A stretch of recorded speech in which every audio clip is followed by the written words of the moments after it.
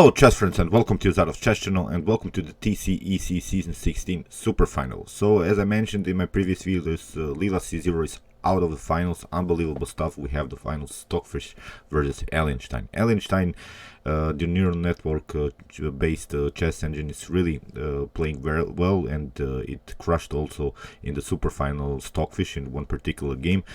But after that, Stockfish took the lead, and we have now a new leader in this SUPERFINAL, and it's Stockfish. And as I mentioned also in my previous videos, I think that Stockfish will really crush Allie+Stein in this SUPERFINAL. Not that this Allie+Stein doesn't have any chances, but I think Stockfish is too powerful, especially if you have watched maybe this Premier Division of the TCEC Season 16. I think we could have seen that Stockfish played really aggressive. It came back to its best form, and now it's playing really this immortal chess, I think, and it's really great to watch this engine playing again in top level. So today I wanted to show you a game from round 14, and we had again the French defense. The French defense in this top engine level is very often played, I think. Not that it's also a bad opening, but I don't know. I always see these engines get pushed away in this French defense, especially in this Winawer Variation that I will show you today. Stockfish had also very nice games, even against Leela C0 in this particular opening, and I think that these engines with black pieces are not handling this opening very well. It's sort of too passive setup, I think, and that's why Stockfish, I think, likes to play against this particular opening. So let's see the game. As said, Leela is out, Stockfish, Allie+Stein, 100 games we have in the finals, and my predictions are maybe the result will be something like 55 against 45 for Stockfish. Okay, maybe I'll be wrong. We'll see what will happen in the continuation of the tournament. And today, let's see this game from round 14. E4 here played by Stockfish. We have E6, the French defense, D4, and now D5. The common line, of course, and now knight on C3. This knight on C3 is the most aggressive way. This is the so-called Winawer Variation. Of course, we're playing here from black's perspective this bishop on B4 idea, this pinning idea, to create sort of a mess here.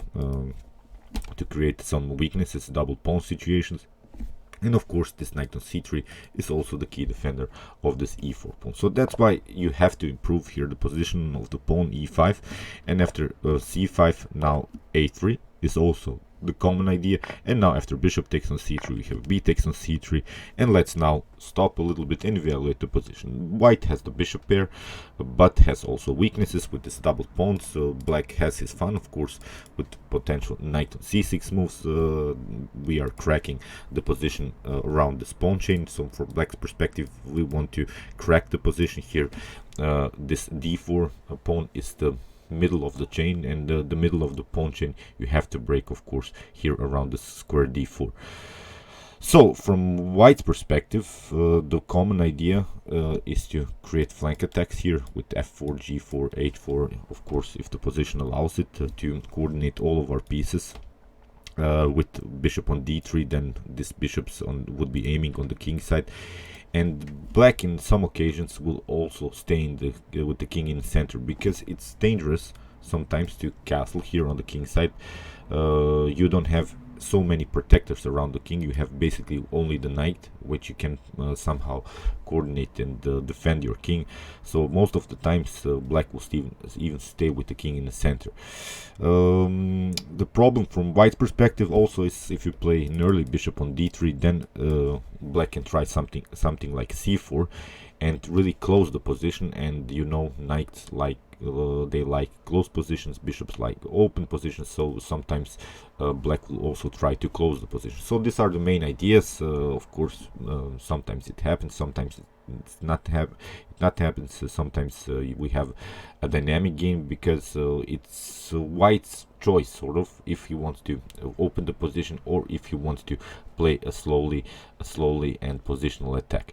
In this game, what I really liked, Stockfish played a really dynamic game with an immediate just pushing forward, and trying really to open the position as fast as we can. So here knight on e7 was played, and now we have queen on g4, and Queen on c7 was played by Allie+Stein, leaving this g7 hanging. It's also a common line, but I think king on f8 is here the common idea, to simply protect this g7. And the problem is, from white's perspective, you would love to place your rook on the f file and then try to open the f file. Meanwhile, black can try also to escape somehow from the f file mess, but the problem is that we have a good defensive setup against the potential f5 move, because the knight is placed here, the bishop is aiming on the f5, we have also the pawn. So this f5 move, it has to be prepared for many moves for white, and sometimes if you don't play correctly, it's a little bit too slow. You see, you have to also remove the queen somewhere, then play first g4, f4, and then a potential f5 move. Meanwhile, black can try also to create sort of blockade with g6 and h5. So I said, these are the main ideas in this line. Allie+Stein played queen on c7 and left this g7 pawn hanging. Of course, rook on g8, now queen on h7. And okay, now the position is better for white. We have gained 2 pawns, but now black has his fun here with c takes d4, and of course attacking this e5 pawn, so still common theory. And now knight on e2 was played by Stockfish. You cannot take queen takes e5 immediately, because we have simply c takes d4, and if you remove the queen, then bishop on f4. If you try something like queen on c4, we have queen on d3. You see, after queen takes, we have c takes d3, and this is now better position for white, because in this simplified position now the bishops are perfectly fine. We have now the this pass pawn on the h file. We can also support it with the g pawn. Basically, what we want to do is improve maybe the position of the knight and get a good diagonal for this light square bishop. So in this setup here, after queen on e5, you see white's idea would be simply to trade off the queens and go into favorable endgame. So that's why after knight on e2, here queen, pardon me, here d takes c3, c3 was played first, and now f4, simply supporting now this e5. This e5 is our main positional advantage, because we have already a pawn that's fixed here on the 5th rank, and it really prevents black to do something, because we would love to play something like here f5, because then we would have a firm pawn structure around the king. Then the position around the king would be cemented, but of course you cannot do that anymore, because we have always the possibility to take en passant, and that's why this e5 is an important positional advantage. Here bishop on d7 was played, now queen on d3. White had his fun on the king side, took 2 pawns, and now it's time to regroup a little bit, because there are always threats with knight on c6, knight on maybe something like knight on a5, fixing the knight on c4, then also to push pawns b5, b4, a5, a4, creating immediate attacks here on the queen side. That's why very nice idea here by Stockfish to regroup a little bit. And now knight on a6, knight on d4. Here knight on c5, it's not good immediately, because we can take now queen takes on c3.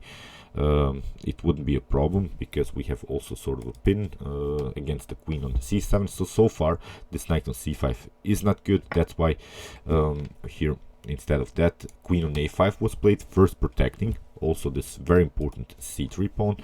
If black loses this pawn, it would be also dangerous for black, because then we can also try something like c4 to really then open the position for these bishops, and that would be a huge advantage for white. So knight on b3 with the tempo. Here we have queen on a4 and now g3. Now the bishop of course will come to g2. We are trying bishop on e3, and it's okay. So rook on c8, you see black is desperately now trying to place the knight on c5. That's why bishop on e3, and here you see b6 again, with the idea if white makes maybe sort of a mistake to play some passive moves, then knight on c5 is a good idea. After b takes c5, then we would have 2 connected pawns here in the center with sort of flexible setup, and then we could create dynamic attacks here with the 3 pawns in the center. It could be really deadly for white. So that's why you see knight on d4 was first played instead of bishop on g2.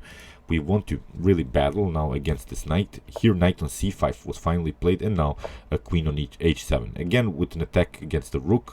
Here you see, if you try queen on c3 immediately, it was really a tricky move now by Allie+Stein. You cannot take this pawn now. You could have taken it in the previous moves, but now it's not possible because we have a very powerful move, knight on f5. You have to take, of course, if you try something like bishop on f2, this is really not good. That's why you would be forced to take the knight on f5 after e takes f5. Now you see we have also the possibilities to fix the knight here on e4, and this knight would be a huge octopus knight sort of here on e4. It would be a very nice positional advantage for black. So that's why you see Stockfish didn't go in this particular line. He played simply queen on h7 again, and now rook on g6 was played. Maybe a better idea for Allie+Stein would have been to play the rook on f8, keeping the position compact around black's king, because you don't have the threats anyway to this f5 move is not possible immediately. It has to be prepared.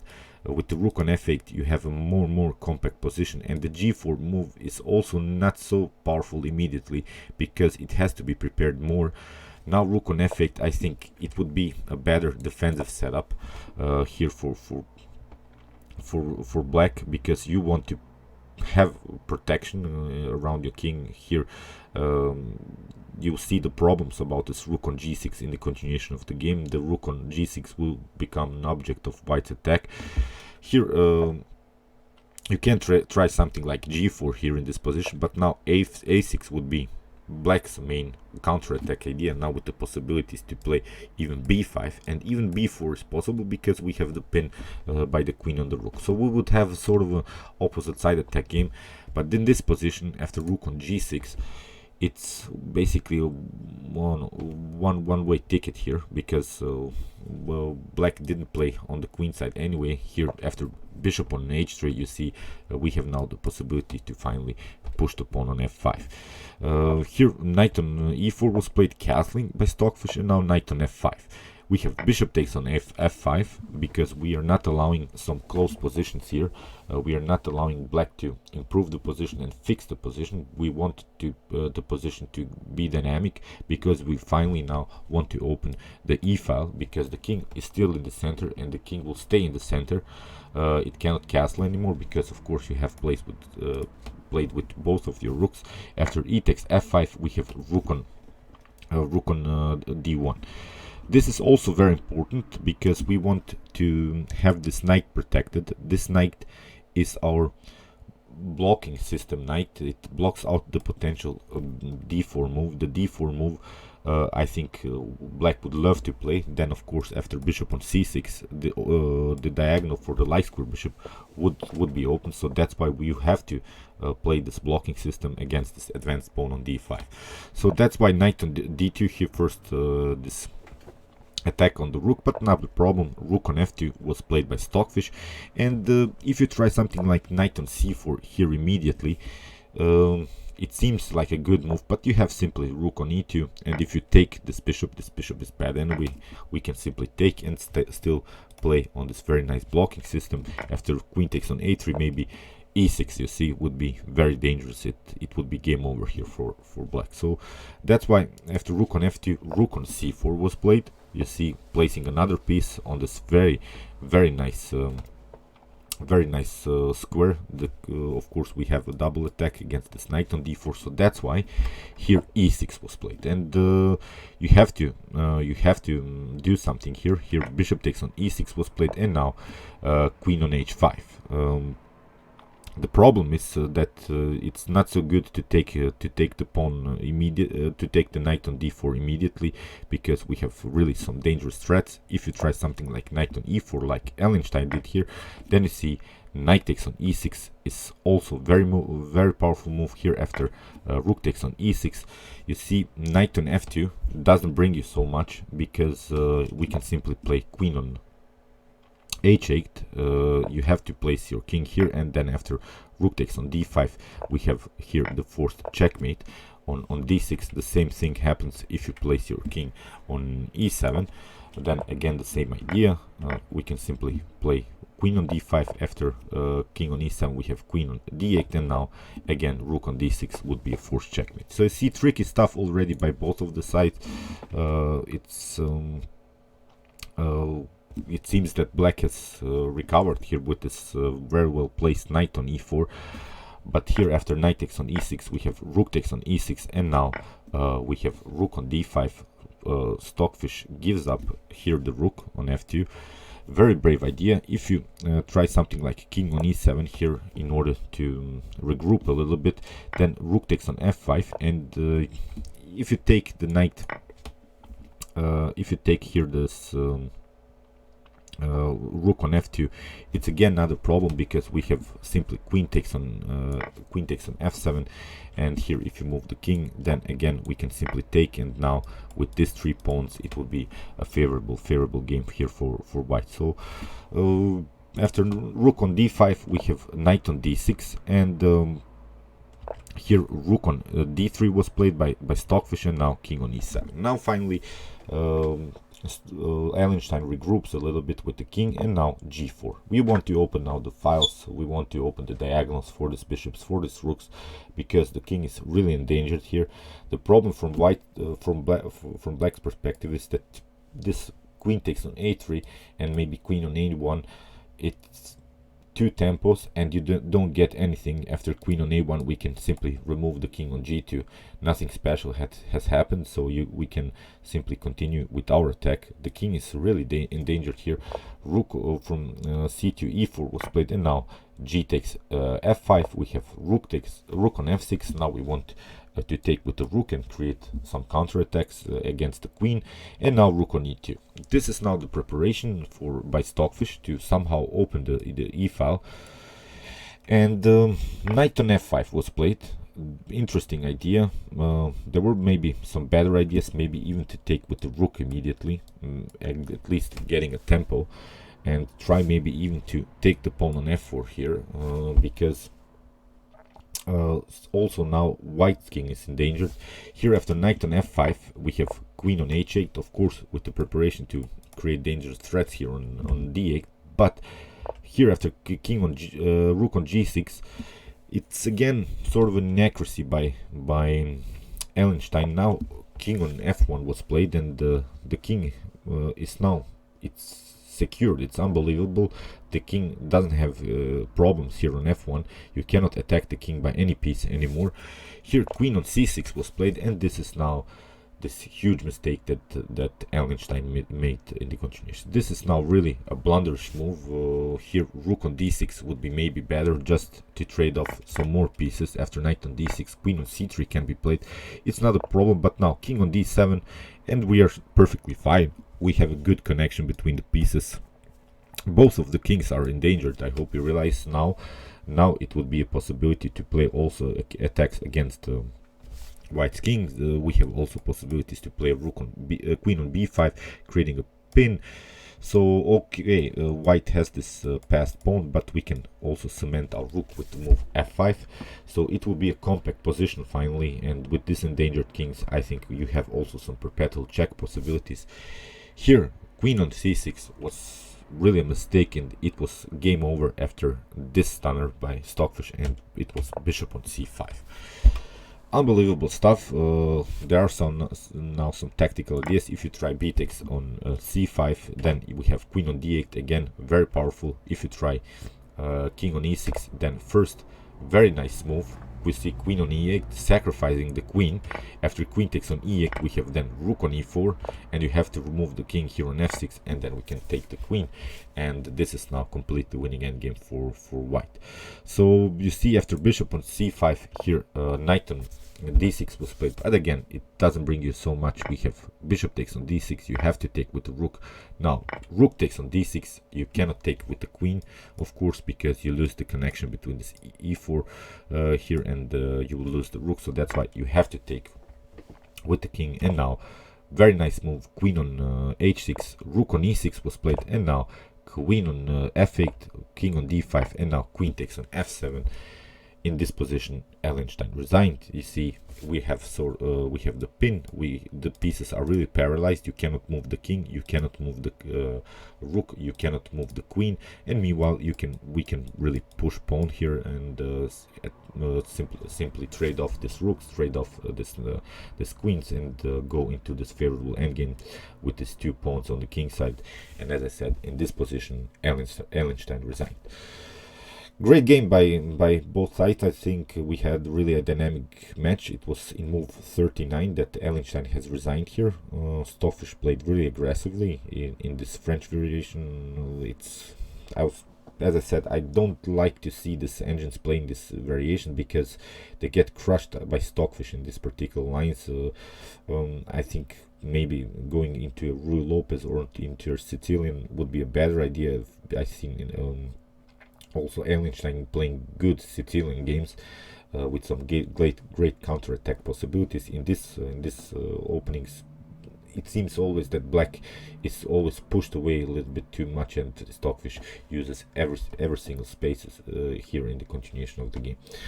Okay, I hope you enjoyed this game. We'll continue to follow this TCEC Season 16 Super Final. Meanwhile, you can watch my other commented chess games from the TCEC Season 16 Premier Division, and more games even from the Season 15, and much more.